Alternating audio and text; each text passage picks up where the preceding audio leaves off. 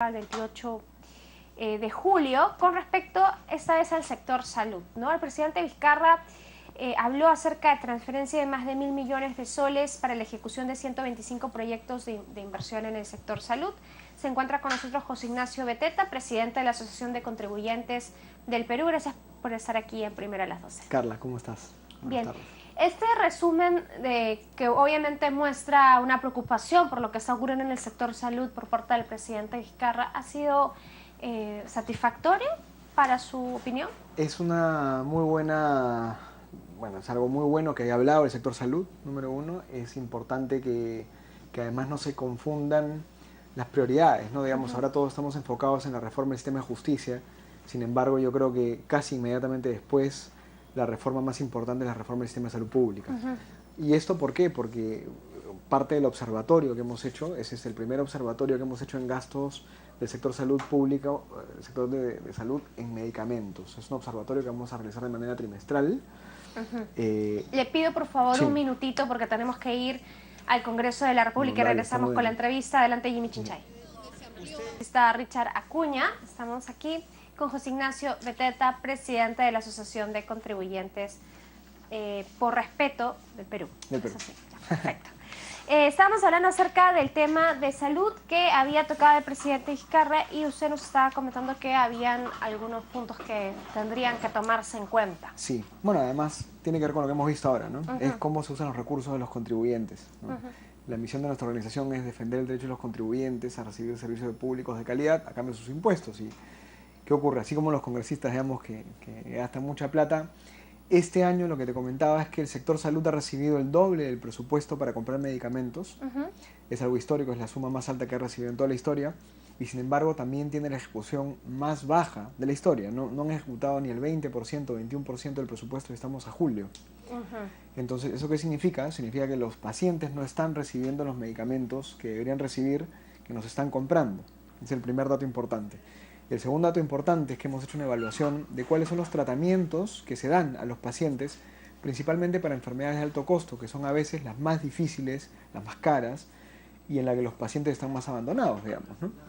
Y hemos identificado que en promedio, Carla, un paciente peruano que sufre de leucemia o de cáncer está recibiendo tratamientos que tienen en promedio 17 años de antigüedad. Es decir, no hemos renovado los tratamientos, los medicamentos que le estamos dando a los pacientes. ¿Y por qué? Acá vienen dos opiniones, ¿no? La opinión del Estado siempre va a ser, no, es que los laboratorios nos cobran muy caro, es que los medicamentos biológicos o los innovadores cuestan muy caro. Pero por otro lado tú ves el presupuesto y ves que hay presupuesto para comprar medicamentos. Entonces, digamos, ahí tendría que haber un diálogo mucho más transparente para ver qué es lo que está pasando, ¿no? Y ¿Pero por qué qué no están hay? comprando. ¿Corrupción? No, hay ineficiencia en el gasto público. Ineficiencia. Totalmente. ¿Y esto por qué? Porque de repente los que se deberían de encargar de la ejecución son doctores, no necesariamente administradores. Te doy tres claves para entender el problema. En primer lugar, tú ponte a pensar en lo siguiente. El 96% de medicamentos son los que compra el Estado. O sea, el Estado es el principal comprador de medicamentos. Sin embargo, las compras no se hacen de manera integrada. Tienes el salud por un lado, al MINSA por otro lado, las sanidades del ejército y de la policía por otro lado, e incluso los hospitales regionales tienen presupuesto para comprar medicamentos por su lado. O sea, ahí nomás ya tienes una ineficiencia en el sistema de compras. En segundo lugar es el sistema de compras es engorroso. O sea, comprar un medicamento, un tratamiento, un equipo médico no puede pasar por el mismo filtro que como si compraras, pues, digamos, papeles, tintas, lapiceros o otros temas del sistema de compras que son mucho menos prioritarios y críticos. Digamos, por el tiempo debería ser más rápido. Lo compro hoy día, lo tengo mañana. Debería ser más transparente, más rápido y definitivamente el único criterio no debería ser el tema económico, sino la calidad del medicamento, la eficiencia, la eficacia, digamos, ¿no? Pero el tercer punto está en que los presupuestos ahora también, y eso es entendible, el MINSA tiene muy poca capacidad para fiscalizar la distribución de los medicamentos por la ley de descentralización. Ellos reciben el presupuesto, lo trasladan, digamos, a los gobiernos regionales en muchos casos, y de ahí la competencia sale del MINSA. O sea, hay un problema en la ley de descentralización. El Ministerio de Salud ha perdido la capacidad de ser el comprador, el distribuidor, ¿no es cierto?, y el que fiscaliza toda la red, porque los gobiernos regionales tienen esta potestad. Entonces hay que hacer unas reformas muy importantes en el sistema de compra de medicamentos. Y en este segundo punto que te mencionaba, se tiene que hacer una reforma del sistema de evaluación de medicamentos. Es decir, ¿cómo funciona? Te cuento. Tienes un petitorio nacional único de medicamentos, que es el PENUME, que es del MINSA. Pero además tienes otro petitorio, que es el petitorio de salud. Y el paciente de salud recibe tratamientos, en muchos casos, distintos a los del MINSA. Y en la mayoría de casos, para ser honestos, los medicamentos que tiene salud son mejores que los medicamentos del MINSA. Entonces, de alguna manera estás discriminando a los pacientes. Claro. Por un lado. Pero por otro lado, si tú te vas a un hospital del MINSA que está a una cuadra el de salud, y eres un paciente peruano con un DNI, no te puedes atender en los dos. Tienes que atenderte solamente en el que te toca atenderte, ya sea de salud o de MINSA. Entonces, el intercambio prestacional tampoco está funcionando.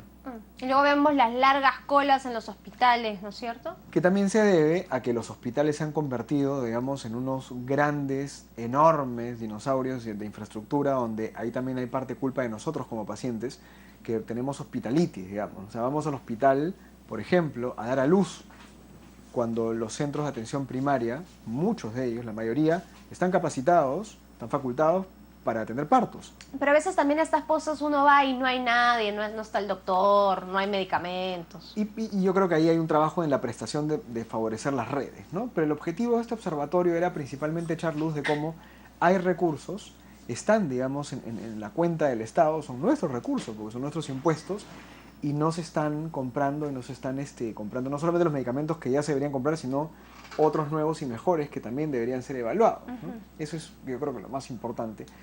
Y nuestra llamada y nuestra propuesta de reforma es la que te comenté, ¿no? O sea, por un lado deberíamos tener un sistema de evaluación de medicamentos integrado, no que se divida en MINSA y de salud y en otras instituciones, sino que sea un solo petitorio. Segundo lugar, que la evaluación de estos medicamentos incluya la participación de la academia y de la ciudadanía. Hoy en día no sabes literalmente quiénes son los funcionarios de la DIGENIT, claro, y de las otras entidades del Estado que se reúnen para evaluar los medicamentos y aprobarlos. No lo sabes. No hay una declaración pública abierta, no sabes cuándo va a ser la reunión, no sabes quiénes son los funcionarios que van, e incluso hay dificultades para saber cuáles son los criterios que usan. Cuando, por ejemplo, en otros países como Brasil, Francia y el mismo Estados Unidos, las asociaciones de pacientes, las universidades, incluso la empresa privada puede ir y decirte, oye, mira, Estado, yo tengo este medicamento, evalúalo, ¿no? Y el Estado en ese momento gana, porque le puede decir a la empresa, al laboratorio, mira, yo te voy a comprar un montón de medicamentos, hazme un precio y hazme un descuento, digamos, y baja tus precios. Claro. Y evidentemente los laboratorios estarían en la situación de hacerlo porque están en una posición de vender más, ¿no? Y se ha demostrado también que habría muchos ahorros para el Estado, ¿no? Entonces hay que ser más transparentes, hay que integrar los sistemas y hay que empezar a gastar, en el buen sentido de la palabra, gastar lo que te dan. Esos recursos que tiene el Estado para comprar los medicamentos, por supuesto. Claro. Y al problema de los medicamentos, súmele que los doctores se paran yendo a la huelga, quieren más plata, se trabajan menos tiempo. Y los doctores, mira, Salud nomás tiene 53 o 52, 53 sindicatos de trabajadores. Imagínate cómo tienes que lidiar con la legislación laboral de los doctores, con los beneficios que quieren y efectivamente con las horas que no trabajan. Nuestro observatorio ha salido casi a la par con un informe de la Contraloría, y el informe de la Contraloría también era muy fuerte, digamos. El porcentaje de hospitales en donde los doctores no cumplían por completo, digamos, sus horas de trabajo era altísimo. ¿Y eso por qué? Porque están trabajando un poco en el hospital y luego se van a su consulta privada y derivan muchos pacientes a su propia consulta privada. Claro. ¿No? Entonces, claro, ya no es solamente un tema de hay que subir los sueldos, es un tema de que tienen que trabajar las horas que deben trabajar, que por sí ya no son tantas, porque tú sabes que los doctores trabajan al día un máximo de 6 horas. Sí, de las cuales 2 son de investigación, dice. Por usos y costumbres son para temas administrativos y investigación, pero que en la práctica no hacen. No sabemos si lo hacen y nadie, digamos, puede fiscalizarlo con detalle, ¿no? Entonces, yo la invocación que le haría al presidente Vizcarra, digamos, y al Congreso actual, que hay proyectos de ley que quieren reformar el sistema de salud pública, está bien, enfoquémonos en el sistema de justicia, que es quizás lo más urgente, y está un poco en la base, en la columna vertebral del tema, pero no renunciemos y no olvidemos las reformas más importantes del Estado. Yo creo que la salud es la segunda, si no la primera, en importancia también, ¿no? Bien, muchas gracias por haber venido aquí a Primero a las 12. Gracias, Carla. Vamos a hacer una pausa y ya regresamos.